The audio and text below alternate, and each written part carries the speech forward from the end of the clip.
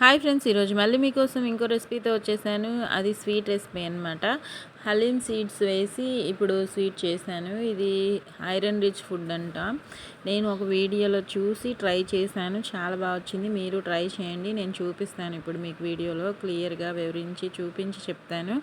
ఉన్నవాళ్ళు ట్రై చేయండి, లేని వాళ్ళు ఉన్నప్పుడు ట్రై చేయండి. ఫూల్ మఖానా తీసుకున్నాను. ఇవి కూడా ఫూల్ మఖానా మంచి ఫుడ్ అంట. అందుకే నేను తెచ్చిపెట్టుకొని ఒక్కొక్క రెసిపీ ట్రై చేస్తున్నాను అనమాట.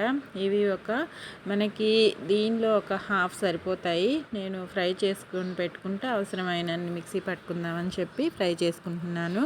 ఇంకా ఒక 100 గ్రామ్స్ ఉంటాయి. అవి 100 కాదు, ఒక 20 గ్రామ్స్ ఉంటాయి. జీడిపప్పు మాత్రము లెక్క పెట్టి వేసుకోవచ్చు, ఇబ్బంది లేదు.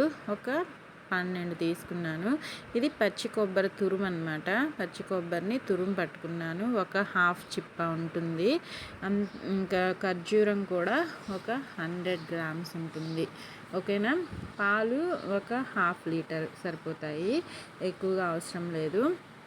యాలకులు 3 తీసుకున్నాను. ఇదిగోండి, ఇవి అయితే ఫ్రై అయిపోయి చల్లారి పెట్టేసుకున్నాను. ఇంకా ముందుగా మిక్సీ జార్ తీసుకొని జీడిపప్పు, ఫూల్ మఖానా, మనకి పచ్చి కొబ్బరి తురుము, మీరు ఇది స్టోర్ కూడా చేసి పెట్టుకోవచ్చు పౌడర్ని. ఈ పౌడర్ స్టోర్ చేసుకోవాలంటే ఎండు కొబ్బరి తురుము వేసుకోండి. నేను పచ్చి కొబ్బరి ఇప్పుడు తినేస్తాం కాబట్టి పచ్చి కొబ్బరి తురుము వేసుకున్నాను. ఇదంతా పౌడర్ చేసి పెట్టుకొని దీన్ని ఒక బౌల్లో వేసేసుకుంటున్నాను ఈ పౌడర్ని. ఇంకా ఖర్జూరం మిక్సీ పట్టడానికి కుదరలేదు. మీకు పట్టడం కుదిరితే నేను దంచి వేసుకున్నాను. మీరు మిక్సీ పట్టగలిగితే ట్రై చేయండి.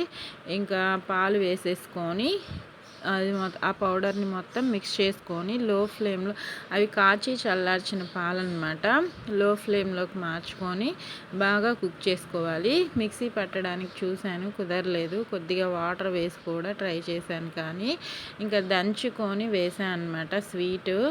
ఇంకా ఇవి హలీం సీడ్స్ నానబెట్టాను. నేను మార్నింగ్ నానబెడితే ఇలా అయ్యాయి అనమాట.